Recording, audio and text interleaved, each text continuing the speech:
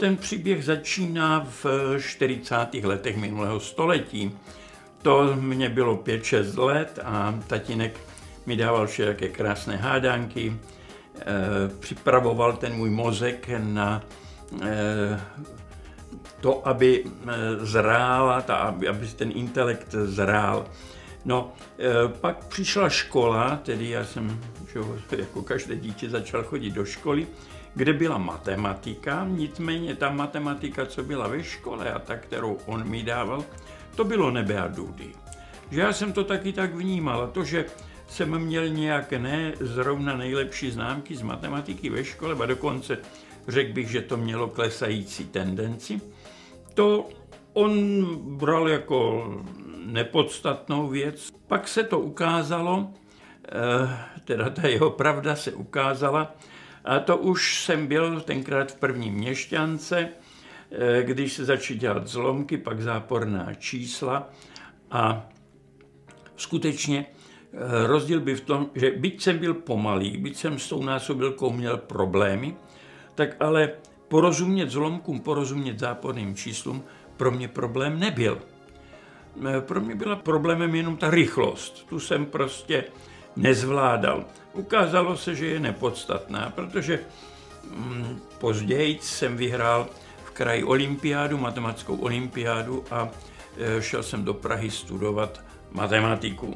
Bylo to nádherných 5 let, kde opět jsem měl učitele i toho přísného stylu matematického, i toho tátova přístupu vidět matematiku jako soubor problémů a jako hledání. No a tak jsem studoval jsem geometrii, pak jsem dělal topologii nebo kombinatorickou topologii, ale když můj syn dozrál do 5. ročníku, tedy do 4. ročníku, tak najednou v mém životě došlo k prudkému zlomu. Byla to taková anekdota, že jo, nádherně vyřešil jednu úlohu, na kterou dostal 5. Ta 5 přišla, protože použil místo zelené barvičky žlutou nebo obráceně. No a podstata byla, paní učitelka nerozuměla tomu, co vlastně ten kluk vymyslel. A mě to tenkrát strašně naštvalo a nevěděl jsem, co s tím. No a táta mi velice moudře řekl, no hele, když uděláš v té škole jakýkoliv kravál, nic nevylepšíš. Chceš-li toho kluka vést tak, jak jsem vedl tebe, musíš ho jít učit. Jdi ho učit. Mně se to zdálo nesmyslné. Já přece nemám pedagogické vzdělání, že jo? Já tu didaktiku neumím, já tu psychologii neumím, a proč bych šel učit, ale hlodalo to na mě tak dlouho, až jsem se rozhodl, že tedy ho učit půjdu. A od 5. třídy jsem jednu třídu, do které tento můj kluk chodil, učil. Strašně se mi to začalo líbit, protože jsem si s těmi dětmi začal velice rozumět. Viděl jsem, že jsou daleko chytřejší, než jsem původně očekával. A měl jsem tu kliku, že táta ještě byl naživu a mohl mi několikrát přijít na hodinu a dát mi rady. Ta škola, kde jsem začal učit, to byla jako na matematiku orientovaná škola. Ona měla 1. stupeň, měla 2. stupeň a bylo tam i gymnázium. A pracovali tam kolegové, taky podobně zažraní jako já, ale my jsme od začátku si řekli, že nejdeme trénovat závodní koně. Nám nejde o to, aby obsadili 1. místa. Nám jde o to, aby ta matematika byla integrální součást jejich intelektu.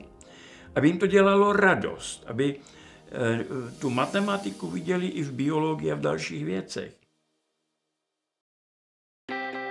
Tradiční výuka je založena na myšlence, že učitel, coby nositel moudra, ukáže dětem nějaký vzorec, nějaký postup. Děti si ho osvojí, procvičí a už ho umí. Protože je to jenom na paměťové úrovni, tak umí, neumí, mnozí to zapomenou. Tady je to jinak. Tady žádné vzorečky, žádné postupy učitel nedává. Děti pouze řeší úlohy.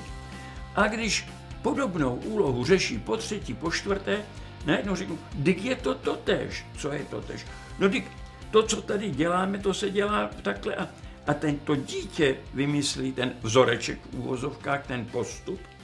Ostatní děti to od něj přebírají, nejrychleji ti, kteří se též připodíleli na tom objevování. No a takovým způsobem ta matematika je jeden celek. To nejsou oddělené, izolované vzorečky, izolované postupy.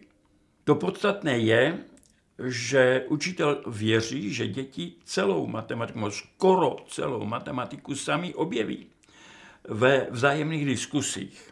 Nechat je, ať oni povídají, a když se rozkecají a mně se zdá, že to jde mimo, ale oni jsou do toho zažraní, neskačím do toho do řeči, oni vědí, oč je, a i když ty tomu nerozumíš, oni ti to pak vysvětlí, že jo. To jsou zdanlivě hloupé. Na první pohled si člověk myslí, že to nesmysl, že jo. No ale nebylo to tak. Skutečně ty děti si mnohdy mezi sebou daleko lépe rozuměli, než jsem jim rozuměl já, a museli mi to dodatečně vykládat. To druhé, co tam je, že dokáže je vést, dávat jim úlohy, organizovat diskusy mezi něma a nebýt netrpělivý. Dát čas, každé, to říkal Sokrates, že on pomáhá lidem rodit myšlenky, tak aby ten učitel pomáhal rodit matematické myšlenky dětem a ten porod chvíli trvá. Ale když se ten potomek narodí, tak přináší ohromné plus nejenom pro toho objevitele, ale pro všechny, kteří se tak nebo onak na tom připodíleli, a dokonce i pro ty, kteří pouze sledovali, jak ten porod probíhá. Ty úlohy jsou uloženy v takzvaných matematických prostředích, tedy v něčem, co navazuje na životní zkušenosti dětí. V těchto matematických prostředích jsou gradované série úloh a stejná matematická myšlenka, dejme tomu 2 + 3 = 5, se objevuje ve více z těch prostředích. Jako 2 kroky a 3 kroky je 5 kroků, anebo kočička, což jsou 2 myšky, a husa, což jsou 3 myšky, dá kozu, co je 5 myšek. Že? Úplně různá prostředí. A když se v dětské mysli najednou ukáže, že tyto různé, a nejenom ty 2, a mnohé další, je to vlastně totéž, tak to je hluboká myšlenka matematická, které se to dítě takovýmto způsobem zmocňuje. Ta první prostředí, to je to krokování, pak přijde autobus, pavučiny, hádí a tak dále. Že série prostředí a ty se různě střídají, takže ono to není stereotypní, dítě to baví, zdá se mu, že je to všechno, každou chvíli je to něco jiného a po jisté době přichází k tomu, že ono to zas až tak různé není, že to má společnou podstatu. A ta prostředí mají následující vlastnosti. První vlastnost je, aby to prostředí nabízelo hluboké myšlenky matematiky. To další je, aby to bylo dlouhodobé, abychom s prostředím, se kterým začneme v první třídě, vydrželi s dýchem až do maturity, že? Aby ty úlohy. To další, aby tam byly nastavitelné úlohy, aby na 1 hodině vyučující z daného prostředí mohla dát přiměřenou úlohu těm nejsilnějším, ale i těm nejslabším. A to další je, že ta prostředí musí napojovat na životní zkušenost dítěte. Tato metoda rozvíjí nejen matematiku, ale intelektuální schopnosti vůbec, ale i sociální schopnosti, třeba komunikaci, třeba to, že nikoli, když je nějaká pře mezi žáky, že nikoli silný hlas, ale síla argumentu rozhoduje. Ochota uznat názor spolužáka, když vidím, že má pravdu. A když se půjdete podívat do těch 3, tak uvidíte, že to, co vykládám, je realita, že tyto příběhy se na každé hodině odehrávají. Ten náš tým, který jsme učili v Bratislavě, se pak rozhodl, že napíšeme knížku. Tu knížku jsme skutečně napsali, je to tučná Bible ve žlutém obalu a podle toho se dnes nazývá, že je to žlutá kniha. Pak tedy jsem se přestěhoval, tedy naše rodina se přestěhovala do Prahy a tady jsme dostali nabídku od redakce Fraus, abychom napsali učebnice pro první stupeň. Já jsem moc nevěřil, že to budou učebnice úspěšné. Strašně rád bych to udělal, protože ta práce mě velice baví, ale pochyboval jsem, že to osloví učitele. Protože to od učitele vyžaduje úplně jiný způsob přístupu k výuce matematiky, než je tradičně běžný. V matematice jako ve všem jiném jsou děti některé, které jsou hodně vepředu a některé, které jsou pozadu. A my nesmíme brzdit ty, které jsou vepředu, těm musíme dát další rozběh, ale nesmíme frustrovat ty, které jsou pozadu. I ti musí dostat přiměřené úlohy. Ty úlohy, tak jak jsou v učebnici dávány, na toto myslí a v podstatě skoro každé cvičení má případ A, B, C, D, E, F, G, že? A ti slabí vyřeší Ačko, Bčko a ti silnější Ačko ani neřeší, podívají se hned nějak na to Dčko a už jdou na to Gčko a když to vyřeší, tak chtějí ještě těžší úlohy a těm říkáme expertní. Tady vidíte od 1 do 5, to je hotovo. Na 6 se teď pracuje, nějakých 10-12 učitelů to už pilotuje. Ty materiály, které píšeme, rádi bychom to udělali do 9. třídy, do 9. ročníku. V podstatě já to mám promyšleno až do té maturity.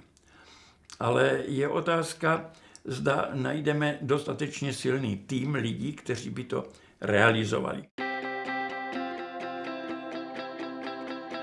Jako každá nová věc, i toto ze začátku drhlo.